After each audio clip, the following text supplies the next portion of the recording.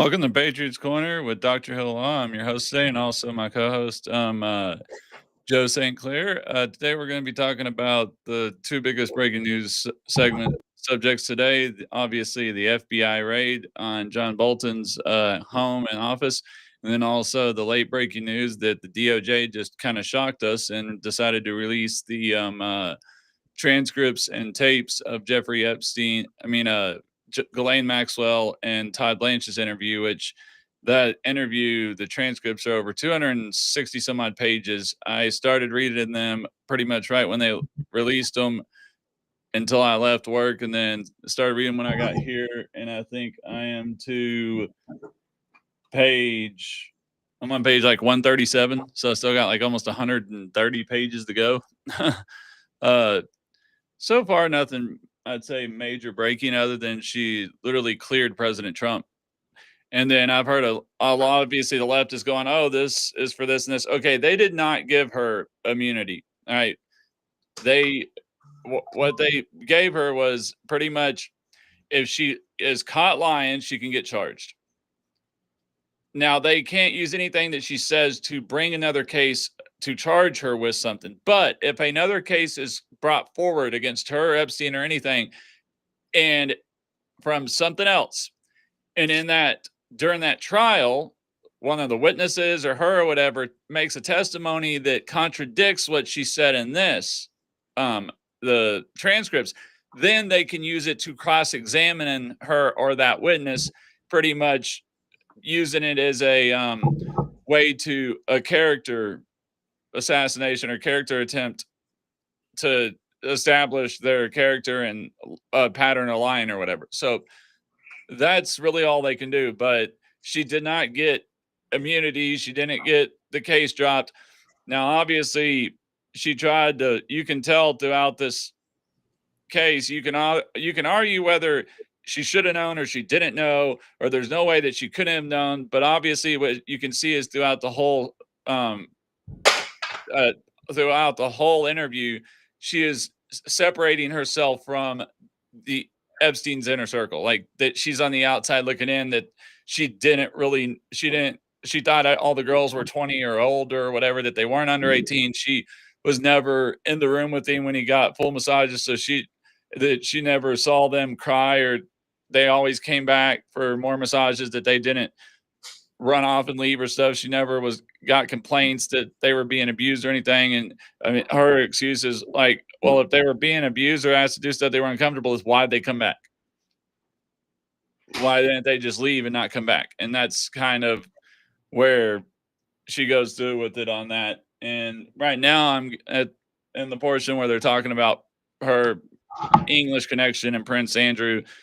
And well, yes, she says that she doesn't think. She mentions they were saying that, oh, she says that that she said that he didn't work with the CIA or any of that.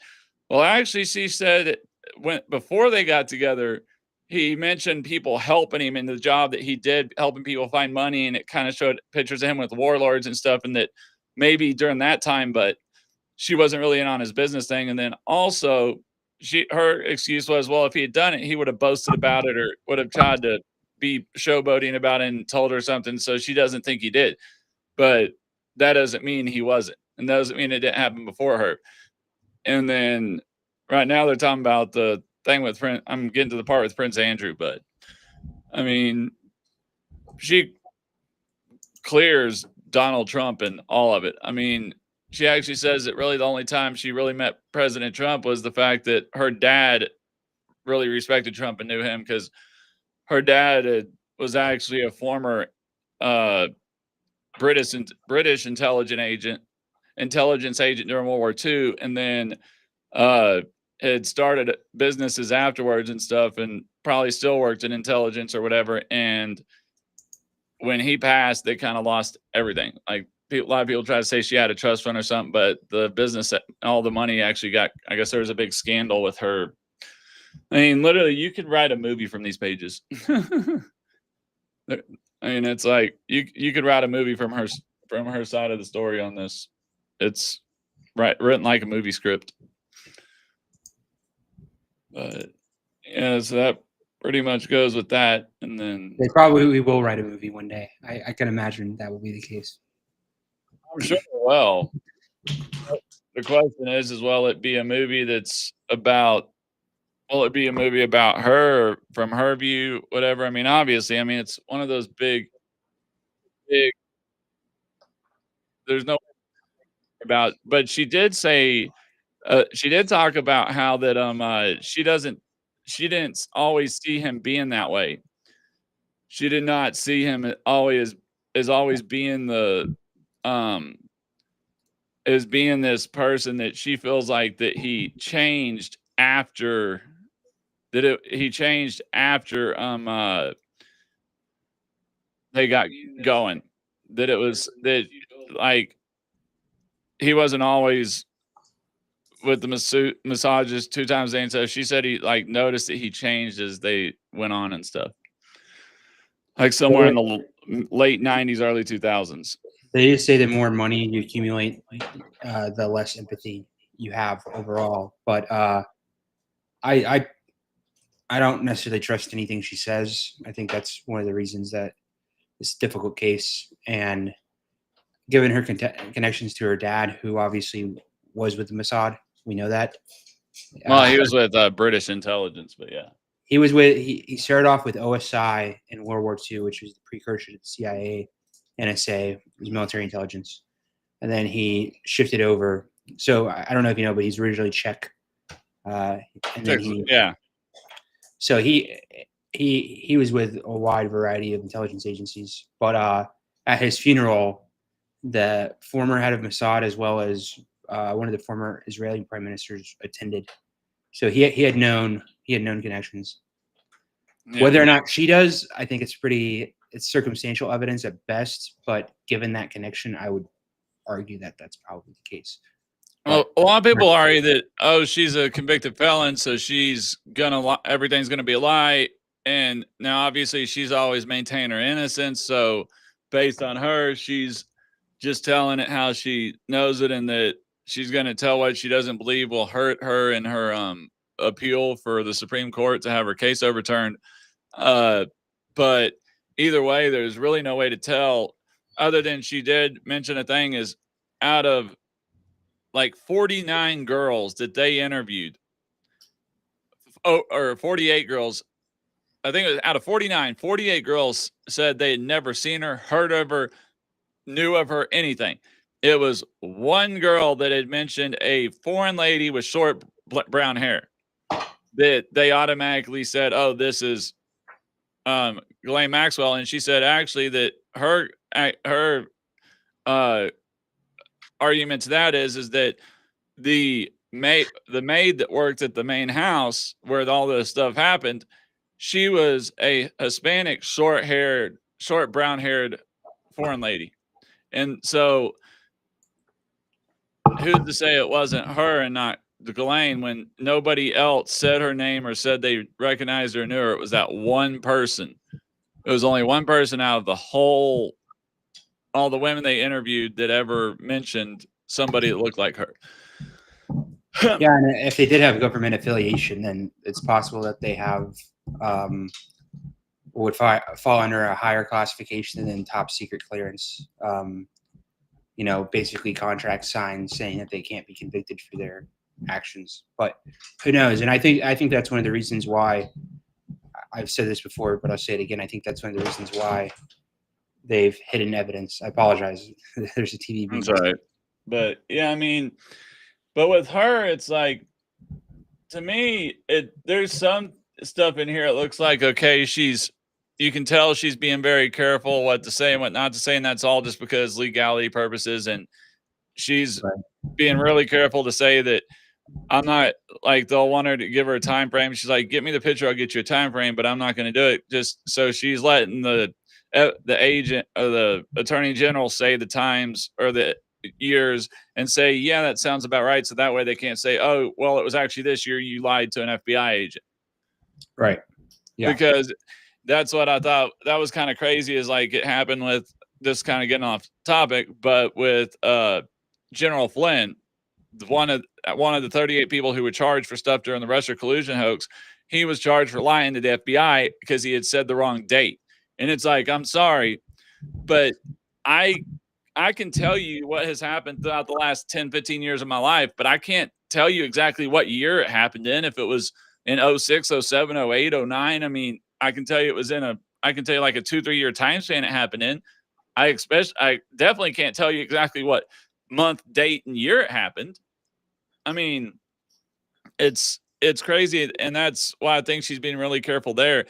But she blatantly, outright said that anytime she was around President Trump, that he was a total gentleman to her, that he was always respectful, that she never saw him get any massages, that honestly she doesn't even remember seeing him anywhere outside of social settings, meaning at like a fundraiser or a gala or a Toys for Tots thing or uh, the yearly the Met Gala or something like that. Because she says if you actually look at all the pictures of Jeffrey Epstein and President Trump or her Epstein and Trump, they're all dressed in black tie suits, ball gowns, stuff like that. It's all in a public setting. She said she has not once remember President Trump actually being at his house or being at his any of his homes, much less the island, and that she does remember President Clinton being on the plane 26 times. And while she says she doesn't, she did say, well, I never saw any untowardly things happen or sexual acts happen on the plane. But she also admitted that on the Boeing, that Epstein had a private section in the back that a door closed that had a bedroom and an office. So if him and a couple of the underage girls and Clinton had gone back there, or if Clinton gone back there with the underage girls, she would have never saw it. Because in the Boeing, they had she said if it was when they were flying on the Gulfstream, then obviously it's all open. You can see everything. There was obviously a little couch that folded into a bed, but the Boeing plane was the only one that he had that was actually large enough to separate that. And I guess she said what he originally did is he helped, like, if a rich person had money stolen, he helped them find their money, which makes you think, well, if he's finding rich people's money that's been stolen by people in Nigeria or warlords or whatever through scams, he's got to have some type of CIA connection or Mossad connection or something. Because how is he finding that money? And how is he getting that money without losing his life? Yeah. And then his background is questionable because, the former Attorney General Barr, his father hired him at that school where he got his start. Yeah, he got hired at the school. She talked about that where he got hired at started with a D or whatever school, didn't even have a college degree or whatever. He was really good with numbers. And then he left there and he got a job at Bear Stearns and he created some new type of investment vehicle or something like that, but possibly still, I don't know, got let go for some reason. But she said by the time she was around, he was still friends with the guys that had let him go, and that it was after that he started. If somebody lost money or got their money stolen, pretty much he would get a percent. If he finds that money, whatever money he recovers, he gets a percentage of that money that he recovers. So if he recovers $5 billion, he gets 100 million. Yeah, I have a hard. Maybe he did do that, but doing that money he possessed, the billions, it's more likely that he was getting that from some third party, and he's the front or face of a much larger organization. And Go ahead. I was gonna say, or he's doing exactly what she says he's doing, but he's got to be working with intelligence agencies and at least government contractors to go in and collect that money. Now, whether that's money for warlords or for drug cartels it's kind of funny that she claims that using the cartel, the example she uses is that if El Chapo steals money from the Sinaloa cartel and the Sinaloa cartel comes and says, hey, can you get my money, the $105 billion that El Chapo stole from me, I'll give you a percentage of that. And it's funny how she used that. She said it was a hypothetical, but that's probably more of the type of stuff he was doing. Yeah, I haven't read the transcripts. I do know with her father though that he owned Maxwell Printing Company, which is one of the largest printers of educational textbooks in the world, and how he came into that money was pretty questionable too. And then he also before he died, what got her over here, he had bought a like the New York not Post, but an old New York newspaper or something like that. But yeah, he'd gotten an old New York. It is funny you mentioned the New York Post because they've done polling of both Republicans and Democrats and independents, and it's the least trusted. And the New York Post also has ties to Israeli intelligence. So for anybody that's watching the New York or reading the New York Post, obviously we should all be using our skeptical glasses when we're getting media, consuming media. Yeah, I don't. She didn't say it wasn't New York Post. I'm just using that as an example. It's some New York newspaper. I don't even think they're open anymore, or that they're even. I don't think they're any longer in business or anything. I don't know, but he was buying that and a couple other companies. And then, from what I understand, is how he died was pretty inconspicuous, was questionable. And then there was also a big investigation into his businesses and everything after the fact, because she was even investigated to see if she ever had ties to her dad's business. Yeah, he was on a yacht and his body disappeared. He supposedly drowned. So talk about the perfect setting for the perfect crime. But now I haven't had a chance to go through the documents yet. I think they just came out, but over the next few days I plan to. Yeah, they came out at like about 2:30, and like I said, I started reading through them. I read through them while I was at work because I didn't really have anything to do today. And then as soon as I got home and got everything set up, I started going back through them. I did the first page to about page 66. I'm just now, I think, almost to the end. I've either just finished day 1 and starting day 2, or had just started day 2 of the transcript. And like I said, I've still got 120 some odd pages left to read. It's pretty interesting. I mean, there's a lot of, especially if you didn't follow the case real closely and you don't have a lot of the background of the case, it kind of really goes over. I mean, Todd Blanche really gets into everything. I mean, he literally makes her tell the story all the way back, because she's never told her side of the story. She's never testified or been questioned by the government on from her views of how she got. I mean, it starts all the way back from how she met Epstein, all the way up until 2019, when even she doesn't think he committed suicide. Yeah, and obviously the tapes were altered.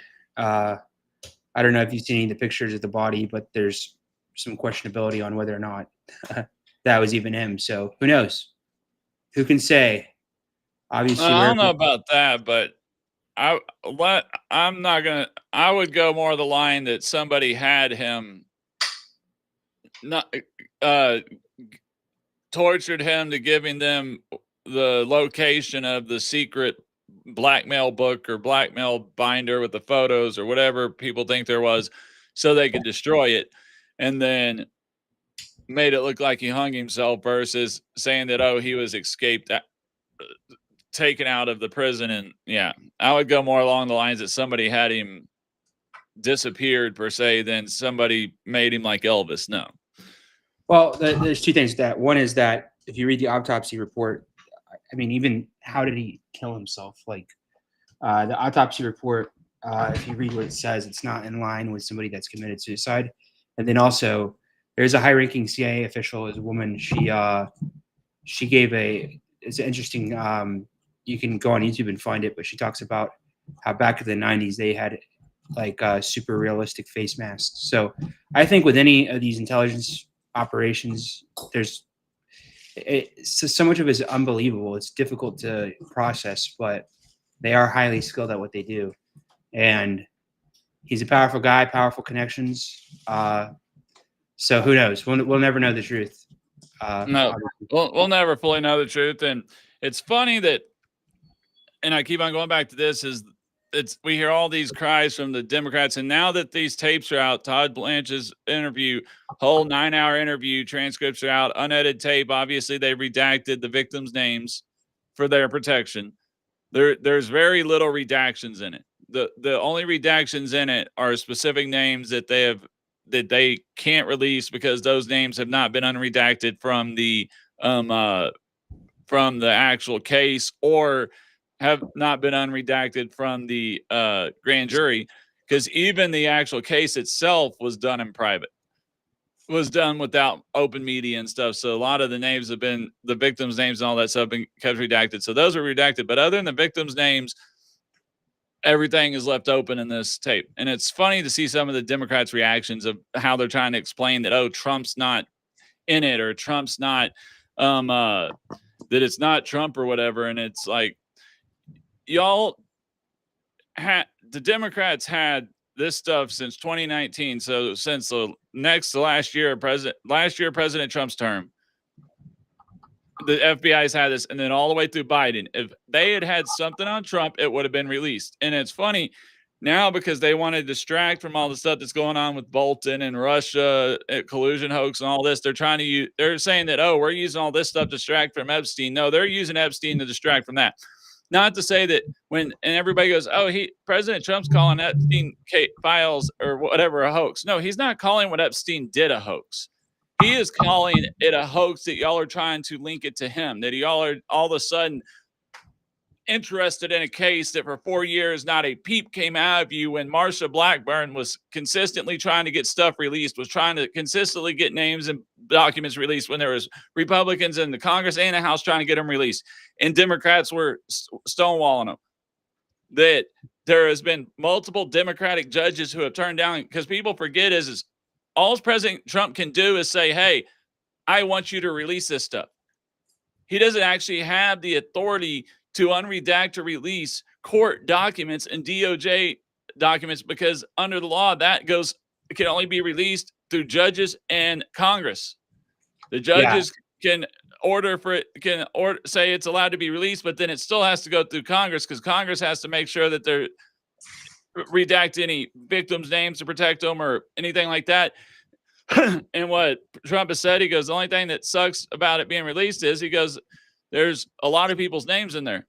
I mean, she gave a whole lot of names in this, and he goes, and there's no way they can really defend themselves, because a lot of the people's names in there doesn't mean they did anything wrong and they did anything untowardly. They were just related or connected with Epstein. I mean, he was connected to a lot of famous people, did a lot of investing for big people, and had business and stuff. And it's kind of hard for them to defend themselves. And he's like, it sucks, they're going to be whatever. But he goes, the victims deserve their justice if they want it. But it's the hoax part, is he's saying that them trying to connect him to it. It's not that it's a hoax that he thinks the case or the actions that Epstein did was a hoax. It's the fact that anybody's trying to relate him to it. And it's just hilarious that now all of a sudden Democrats are interested. Yeah, I mean, we've seen the links they'll go to basically try to take Trump down in terms of lawfare, from, the questionable case regarding the, statements to his lawyer that he was using automated software, which, if you ever did legal billing, if you send payment to a lawyer, it's going to be listed as legal services automatically, and then it repeated over time.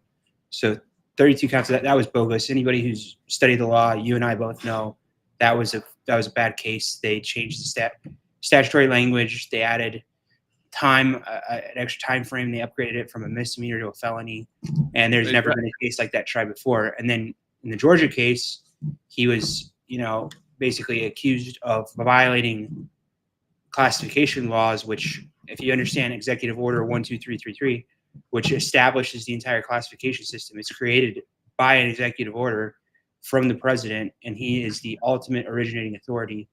So anything that he chooses to take away with him, or anything that he says publicly, automatically makes said information unclassified, per se, per fascia, by the basis of him just saying it. But I also think it's just a case of projection, right? To kind of follow along their line of thinking, you have to remain extremely willfully ignorant to the facts of this case. And I think that people who have been watching it closely know the truth, and they understand that this is just another,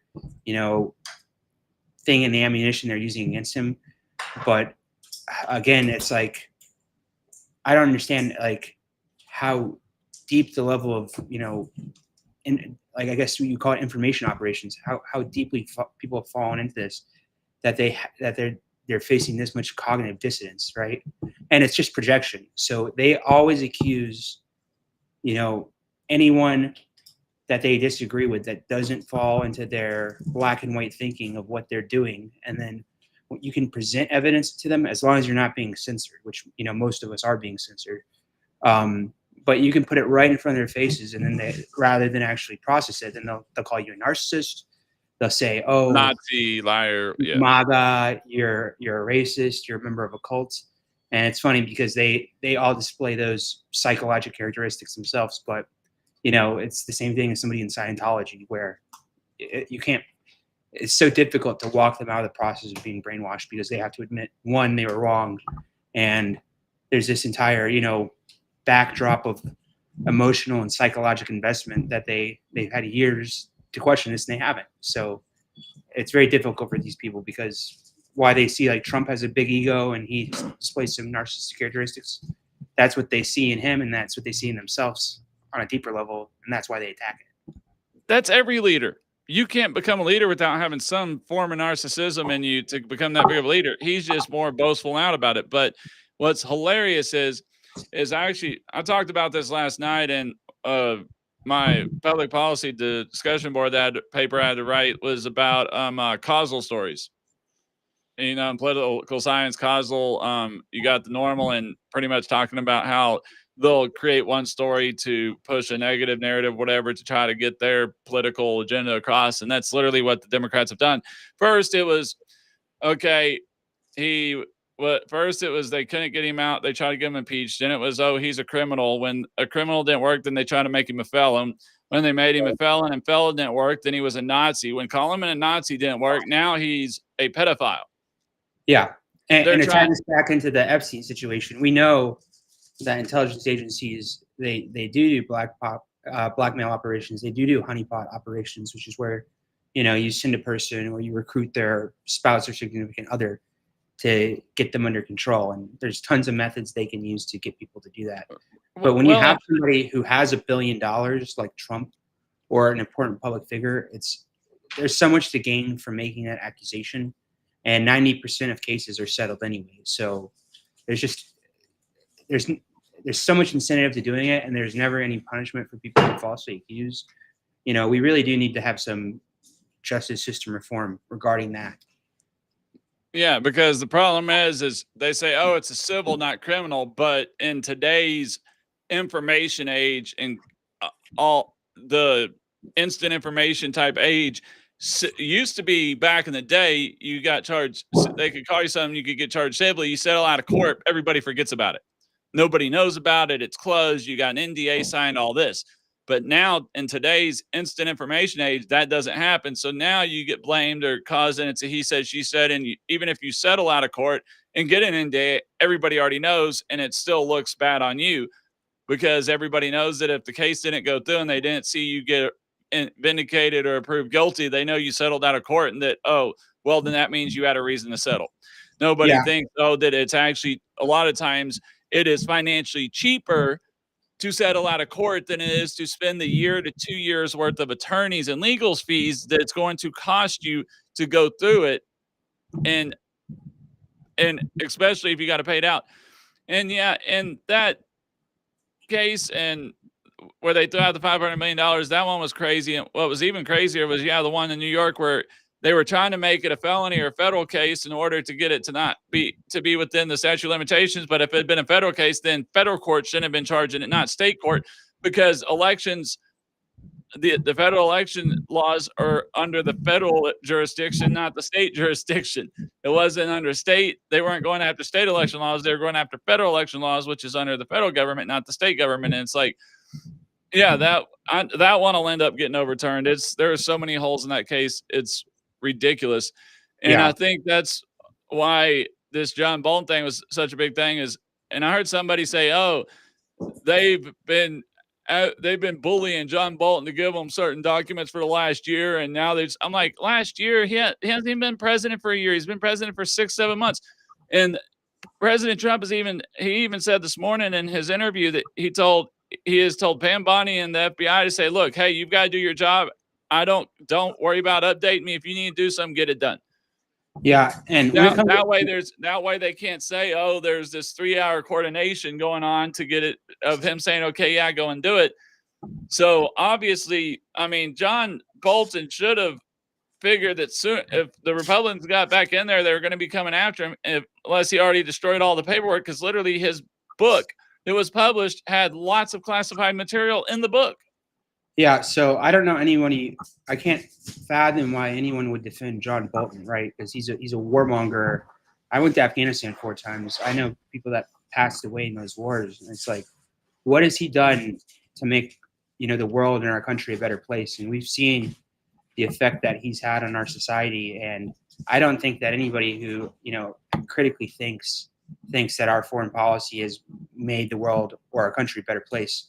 But, just doubling back to the fact that these cases were settled, I think that when you settle a case, it takes it out of the public eye. So there's some incentive for somebody who's accused to settle civilly when they're not even being held criminally liable, because you want to get it behind you as fast as possible. And then I'd also say there is different standards of evidence in a civil and criminal case, right? Oh yeah, criminal cases, it's preponderance of evidence. You have to be proven guilty. Criminal case, it's beyond a reasonable doubt. Right. Civil, yeah. Then civil, it's a preponderance of evidence. It doesn't have to. Civil, you only have to convince like 4 out of. If you have 10 jurors, you have to convince 5 out of 10. You only have to convince more than half.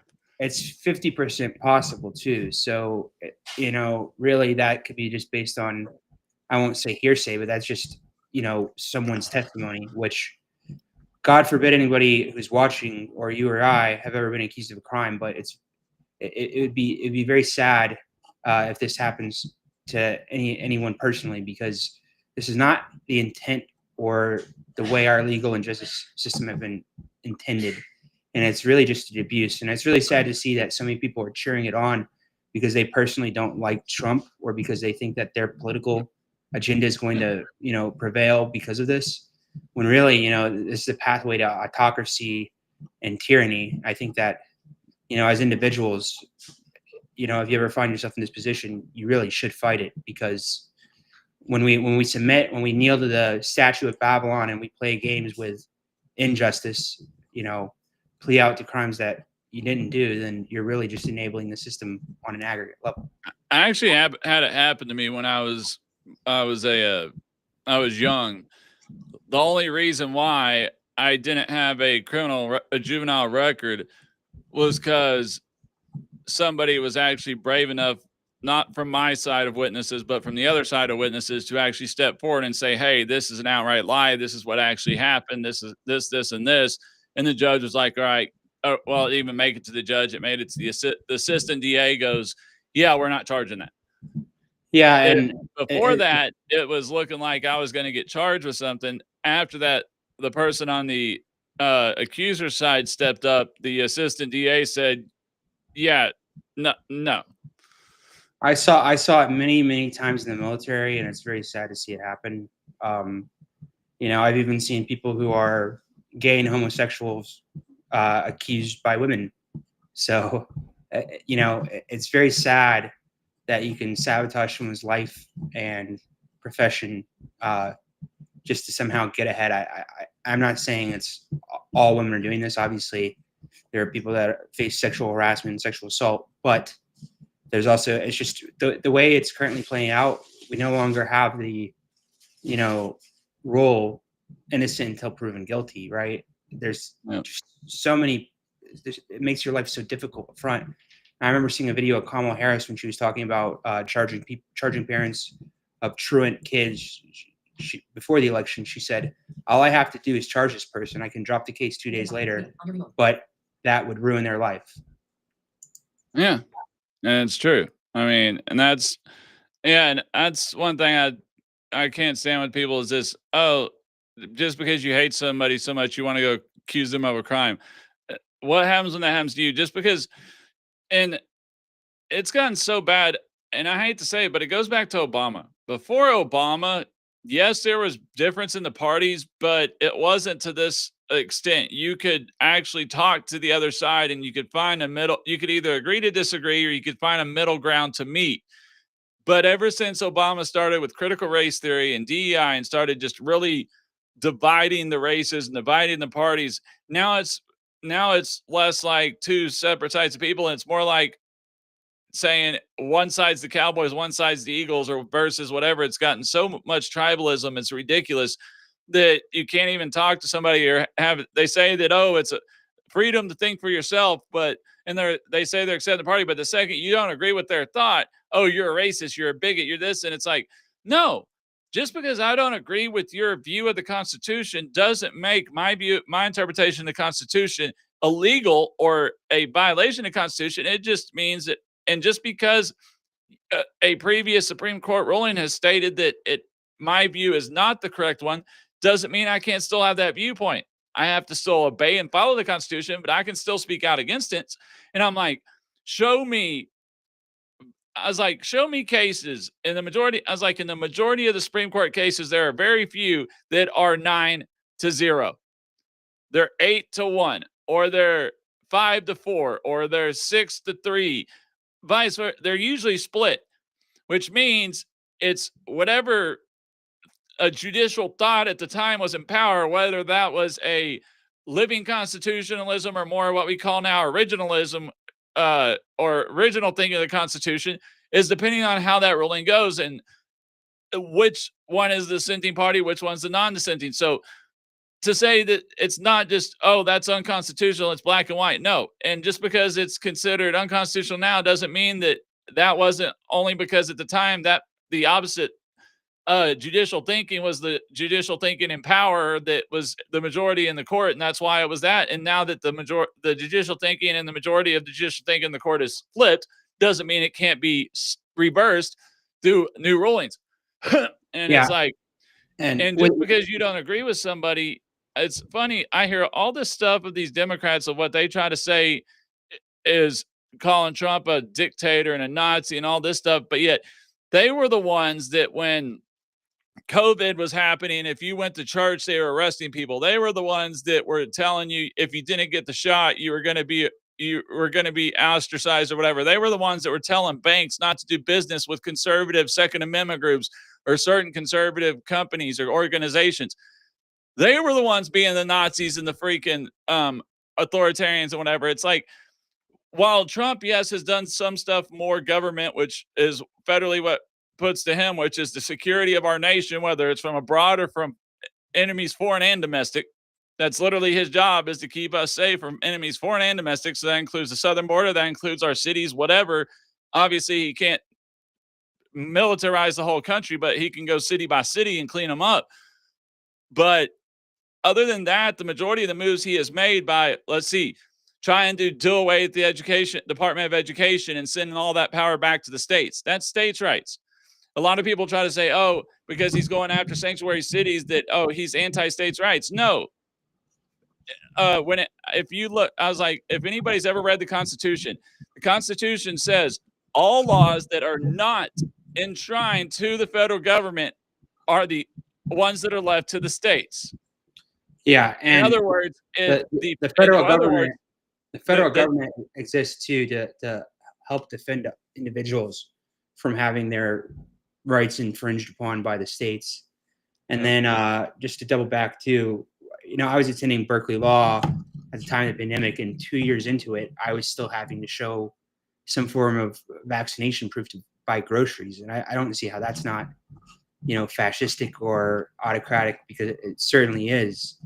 And, to your point about Supreme Court and them not having really unanimous briefing or rulings, I know not everyone here has the probably ability to go study law, but if you want a good jumping off point, you can look at the American Constitutional Society, which is the left-leaning, legal affiliation that they push down novel legal cases to to get new rulings in favor of their position. And then you have the Federalist Society, which does the same thing for right-wing social topics. But both those groups in the Chamber of Commerce, which is the top 100 corporations in the country, they write amicus briefs. And usually when there's a unanimous ruling, it's from an amicus brief by the Chamber of Commerce. So if you want to see who really controls our judiciary, and that's one of the reasons I'm very against judicial activism, but it goes a long way towards arguing that we need to just have an entire reform of our legal system, how people are trained, how people are selected and chosen to be both politicians and judges. And one last real quick point I'll make is you were talking about critical race theory, which comes from critical theory, and Berkeley is one of the epicenters of that, as well as Oxford University. But it essentially says, we need to go back to essentially this arbitrary cutoff point in the Civil War and say, okay, this group of people were wronged, particularly Black people, and now we have to take affirmative steps to right wrongs that were done, 100 years ago. But you could have 200 years ago. No. 200 years, yeah. But usually, when you're trying to right wrongs that have in the past, you actually create further wrongdoing, right? Because you're taking money from one group and giving it to another through repatriations. But then just an overall criticism of critical race theory would be that when do we cut off the line of cause and effect? Do we go back to, if you're religious, do you go back to the first sin? If you have a more secular view of the world, like evolution, do you say the first bacteria that ate another bacteria? Do we go back to the Big Bang? Are we going to blame God? And there's just zero. It's really just a subconscious. I want to be benefited by this personally, so I'm going to adopt this line of argument and act like I'm a good person, because we know everybody thinks they're a good person. So that's kind of my position on that. Well, and yeah, it's kind of what I'm making point is, and by doing that, you create more animosity and more division, because you're sitting there and telling white people who weren't even alive during the 60s, during segregation, all that they're responsible for what their great grandparents did, or what their great grandparents did. And it's like, why am I being punished? Why am I being attacked for something that my great grandparents did? And you're trying to call me the bad person. And it's like, and the same fact is okay, while racism is while slavery is a bad thing, it's not a good thing. If we're going to start paying reparations for slavery, well, then everybody gets it, because every single nationality or ethnic background has been enslaved at one time or another. There are still countries that have slavery today, but the Irish have been enslaved. If you go back to the Ottoman Empire, English and Europeans were enslaved by the Ottomans. We can go for slavery. We can talk about who was enslaved by who. So what we need to do is quit concentrating on who's Black, who's white, who's brown, and start concentrating on just being an American person, red-blooded American. We need to start looking at it in gray and quit worrying about trying to separate everybody by ethnic backgrounds and colors, because all that does is creates more division and more hatred towards each other. When if you just treat everybody as a American, not a Black American, not a white American, not a Hispanic American, not a Indian American, not an Asian American, but just as American, and you start treating people, say everybody's equal, everybody's the same, everybody works, then treat everybody that way, then you can get to that point. Obviously, it's not going to happen at once. But what critical race theory and DEI did, from what I've noticed, especially with having a mixed family, is it's actually I feel like we are more divided racially today than we were in 2000, in the late 90s, early 2000s. Yeah. Because when I was in high school, you didn't think about whether your friend was Middle Eastern or Black or whatever. Now, obviously, my senior year, 2001, that changed a little bit. You started paying attention if your friends were from Arabic or from the Middle East or stuff. But before September 9/11, 2001, when I was a kid, you didn't look at what color the person was. You were just like, are they a cool person? Or are they a good person? Or do they treat me good? Do they treat other people good? Are they halfway intelligent? If so, yeah, cool. I think it just goes along with being a good person, right? We know that there's a lot of people on both sides that aren't good, and it's not black and white. I can't say that everybody who votes Republican or is in the right or is independent is a perfect person, right? Because the truth is that there's probably people who hold racist views, but if we look at racism through the lens of what causes it psychologically, then it's from one, ignorance, and it's two, it's from insecurity. And really the path to beat that is to expose people to people of diverse backgrounds and get to know them personally. And I would just say too, like, you look white. I'm going to assume you're white. I'm Yep. predominantly white. I'm predominantly Irish, but I've done genealogic testing. Majority of my ancestors are Scottish Irish, and actually on the Irish side, they were indentured servants who came to the U.S. To flee the Irish famine. So in a way, they were taken advantage of, and there's derogatory terms against the Irish up until the early 1900s. But it's not to say that I'm entitled to reparations in any way or form. And we all have to kind of be productive members of society. And what I see is I can't claim that everybody on the right is perfect again, but at least, under the umbrella of the new kind of Trump alliance, you have a lot of people that are ultimately pro-human. And I think it just comes down to being pro-human. And you said red-blooded American. I would just say pro-human. I want the best for everyone, but I also understand that, unless I take affirmative steps of violence and coercion myself, I'm not able to stop Chinese slave labor. And the steps I would need to take to do that would cause more harm than they would good. So, Yeah. And whether you want to say red-blooded American, human, either way, but yeah, I got you. And yes, I'm white. I've got mainly Eastern European, all from England and stuff like Isle of Man. That's the majority of my family's from. But my brother is half black. My 3 boys are mixed. My boys that me and my wife are adopted, they're mixed. My wife is a quarter Hispanic. Her sister is 50% Hispanic. Her brother's wife, my other sister-in-law, she's 100% Hispanic. Their kids are mixed. So, we have mixed, like I said, we have a mixed race to our family. My sister-in-law is lesbian. My younger half brother is gay. So I have a really mixed family. And believe it or not, even some of the people on my wife's side of the family who are lesbians are actually conservative. My wife's aunts, they're both, my wife's sister, my sister-in-law, she's Democratic, but my wife's aunts, who are both lesbian, they are conservative. So it's kind of like on her side of the family, we have we've got one conservative, we've got 2 conservative lesbians and a Democrat lesbian. And then we've got so we've got it from both sides. And that's one other thing I don't think about all that stuff, and I can get it, but the part is how far this transgender movement is trying to go and trying to literally allow kids to get sex changes at 8, 9 years old or start the transitioning without even their parents' permission. And it's like, okay, if they're old enough to do that, then they're old enough to go get a job and make their own decisions. Because that's pretty much what you're telling me, is that they are old enough and mature enough to know what they want at that age. No, they're not. They're confused as shit. They don't know who they are, what they are. I swear, one week my 3-year-old saying he's a dog, the next week he's a cat, the next week he's a flying monkey, the next week he's Superman, it changes from day to day.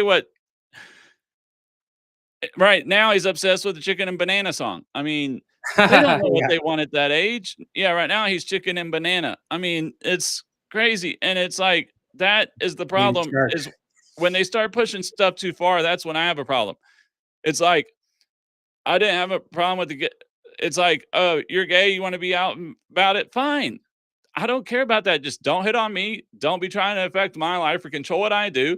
And I won't try to affect your life or control what you do. I'm not going to attack you or beat you up. I'm not going to insult you. I'm not going to get in your way or nothing, but I don't need to live your life or be forced to have your life thrown in my face, or your lifestyle choices thrown in my face when it's not my lifestyle choice. Just like, I'm not going to throw my lifestyle choice in your face. If it's like, live and let live. And not to divulge too much about myself personally, but I come from that community. And what I've seen is, since the legalization of gay marriage from the judiciary is that the regular normal people that pushed for that kind of left that movement, and then you had the people who essentially were benefiting from it personally and from it politically. They had to find something else to attach themselves to. So then you saw this adoption of all these trans rights getting pushed, which is not to say they shouldn't have rights, but there is something to be said of, you shouldn't have to pay for it. I shouldn't have to pay for it. It shouldn't be children that are receiving this care. And, maybe I don't feel comfortable in my body because I want to be more attractive, or maybe I want to be more fit. But that doesn't mean that the taxpayer should have to pay for my hormonal treatment, my steroids, or my plastic surgery so I can, feel comfortable and look attractive in the way I want. So, I think that if we look at it from a psychological viewpoint, it's just people who are insecure in themselves and they don't see a line of what they control and what they can't control. So they externalize and they try to have political power over other people because they want you, rather than to just trust what your eyeballs see, they want you to have to stop and ask, hey, what's your pronoun? And, there's more pressing issues to me. Like, there's kids who are in America starving. There's kids other places in the world that are starving. And if you have a privileged enough position in life that you have time to worry about what people are calling you in terms of your gender pronouns, then good for you. But also maybe take some self-accountability and do a kind of checklist of your life and see, like, what are you doing to help other people, rather than asking everyone else to, bow to you and your perception of yourself. Well, yeah. Another problem with this is that these kids, we don't have enough research to even know what harm, medically wise or anything, that stopping a boy from ever going through puberty can have on them in the long term. We don't know what these medicines can do. And two, if they stop the change before they ever start to go through puberty, whatever, what happens? They turn 16 or 17 and go, oh wait, I am a boy. I do want to be a boy. But now they've already mutilated themselves. They've already done this. And there's not really a way to, especially considering they never let themselves go through puberty, never let their quote unquote balls drop. There's no way for them to go back. They're stuck in that one way. And that people try to claim, oh, it's for their mental health, but there is no proof that people who get to transition at a young age are deal with any less mental health issues than people who don't. Actually, it's been shown that they still have the same amount of mental health issues because they had mental health issues before. It doesn't solve their mental health issues. And like you're saying a minute ago, a lot of times, especially the younger kids, they may be saying they want to be a girl because they want to be more beautiful. So they think if they're a girl, they'll be better looking than if they're a boy. It may not necessarily mean they want to be a girl. They just want to feel better about themselves, thinking, oh, the only way to do that is become a girl. But it also doesn't help when you have schools like California and stuff literally shoving this shit in their face and confusing them and saying, oh, you can be one of 36 different genders. No, there's an X chromosome and there's a fucking Y chromosome. There's a male and there is a female. I don't care if you're Christian. I don't care if you're science. It's scientific fact. Gender is trying to separate biological sex from gender is it's a mental construct. It has gender is a mental construct. It is not a physical biological fact. So you are literally denying science to say that there's more than two biological sex or genders. And it wasn't actually till 2013. Well, 1967 was when the first far left liberal psychologists mentioned gender as a separate construct from biological sex, but then it kind of died off. I think there's one other person that spoke about in the 70s before that died off. And then after they legalized gay marriage in 2012, and 2013 was when the American Psychological Association actually changed gender disorder to gender dysphoria and started recognizing gender as a separate mental construct from biological sex. Yeah, and that also has a lot to do with the intersection of medicine and law and insurance practices, because I don't know if you're familiar with the DSM, but it's a diagnostic manual that psychologists and medical professionals use, but it's written by lawyers for the purposes of getting your mental health condition paid for by insurance. There's a wide variety of diagnoses that they won't give. Like, for instance, borderline, they try not to give that to people because if you get that, then you're never going to get medical insurance in the future. And then I think too, just like we in society, we recognize that people under the age of 18 on some level, we allow them to join the military at 17 with parental permission, but they're not allowed to go get tattoos, even with a letter from a psychologist, right? So it's like we have this weird divide if you adopt that line of thinking. And, another group of people that have a very high rate of suicidality and poor mental health. I don't know if you're familiar with the term incels, but it's involuntary celibates. And right now it's something like 60 to 70% of men under the age of 25 fall into that category just because of, I guess, the economic outlook, as well as like the way that algorithmic dating apps have affected society and the way people match up. But it's not to say that we need to go bend over backwards and give these guys everything that would make them feel comfortable and happy in life. I'd be happier with $1 billion. I identify as a billionaire. Everyone give me money, right? Like, yeah, no, it's like we don't do that. you can't just identify as something and it automatically change it. And I think it was I saw a video of Charlie Kirk was talking to, I guess, a trans person. He goes, "So if I put on a sombrero and start talking with the Hispanic accent, does that mean I'm Mexican? If I say I identify as Hispanic or Mexican, am I now Hispanic or Mexican?" And the trans person's like, "No, then you're not a girl. You're still a man. You can't say you identify as something and just automatically it happens." It was like trying to get it, and the guy is still trying to come up with some argument to justify why that wasn't the same, when in reality it was. Trying to say Yeah. that I hate even giving these guys attention. Like, I don't even like talking about it that much because it's just so. And if it weren't something that money was being poured into, and if it weren't for the fact that this is affecting the next generation of kids, and they're all going to be voting adults one day, like, I know that probably the majority of people here that listening to us are conservative, so we're kind of preaching to the choir, and I don't want to build an echo chamber, but you do have to challenge these beliefs. But the more we give it attention to, the more. It's the same thing with racism. Like, when you focus solely on race, you're perpetuating the issue. So my attitude is kind of love, educate. You can do whatever you want as an adult, but again, don't try to make me bend over backwards to do 10,000 mental gymnastics and virtue signaling so that you can feel better about yourself, or so that you can have some kind of personal power over me. Yep. And no, the only reason I brought it up is because the Supreme Court today overturned the ruling blocking the Trump administration from having the National Health Institute blocking $738 million in grants going to gender equity and DI initiatives.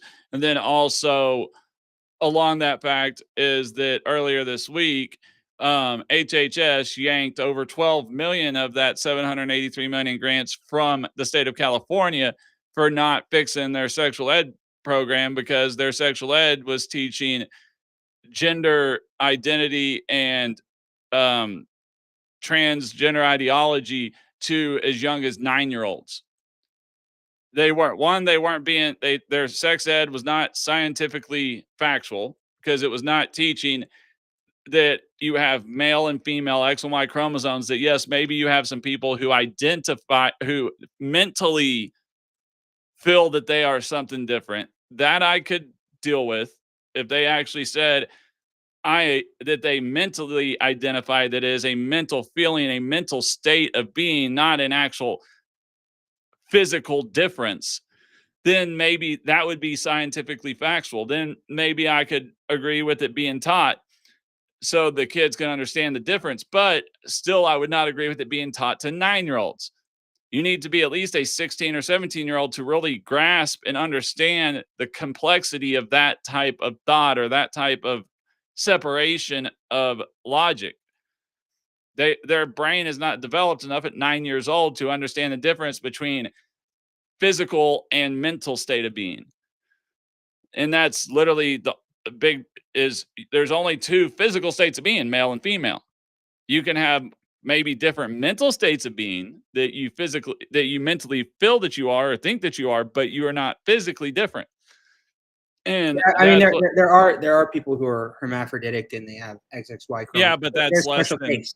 Yes, but exactly. there's less than like 0.0. And no one is arguing that they shouldn't have access to any form of medical care at the appropriate age. Well, I do have to go soon, so all right, yeah. Just want to let you know. Well, now we're over an hour anyways, so we can get going. We had 65 total views and 65 total views in 40 minutes in YouTube, which is a pretty good one for YouTube. We had 25 in X, 4 on Rumble, and then 1 on Twitch currently. I don't know how many total we had on Twitch because Twitch doesn't show me the total. I know I gained a new follower tonight on Twitch, but on this screen up here, it just shows 1 currently on YouTube, but I can see that there were 65 total. And so, yeah, it's kind of confusing there, but nope. If I can't get it working tonight, I'm gonna do a TikTok live, but I think I finally figured out my multi-guest on TikTok, but we'll see. Alrighty, well, it was a pleasure for those who are watching. If you're still watching, hopefully you enjoyed it. And we'll be back I'll be back next Friday. Well, yeah, I'll be that. If you can do it Wednesday, I'll be ready Wednesday. Unless homework's really big, but this last Wednesday just had a bunch of family stuff going on. So yeah, please check out the website going across the bottom of the screen, and we will see y'all Wednesday or Friday. Thank you.